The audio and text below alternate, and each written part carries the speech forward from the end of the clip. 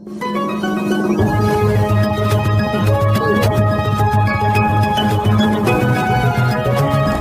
कारागृहातील 9 आरोपींना पंढरपूर न्यायालयात हजर करण्यासाठी घेऊन येणाऱ्या पोलीस गाडीचा मोटरसायकलसह एकलासपूर तालुका पंढरपूर येथील मंगळवेढा पंढरपूर मार्गावर शुक्रवारी दुपारी 12:30 वाजेच्या सुमारास अपघात झाला। या अपघातात यशराज लहू उन्हाळे वय 21 आणि प्रगती लहू उन्हाळे वय 19 दोघे राहणार उन्हाळे वस्ती डोंगराव तालुका मंगळवेढा असे भाऊ बहीण गंभीर जखमी झालेल्यांची नावे आहेत। सोलापूर येथून शुक्रवारी सकाळी 9 आरोपींना मिनी बस पोलीस व्हॅनमधून क्रमांक MH12 VV 7825 याने पंढरपूर न्यायालयाकडे आणले जात होते।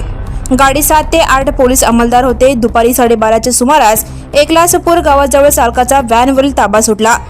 अनियंत्रित झालेली ही व्हॅन समोरून येणाऱ्या उन्हाळे भावंडाच्या MH13 CV 7372 या क्रमांकाच्या दुचाकीला आणि इतर 2 कारना धडक दिली।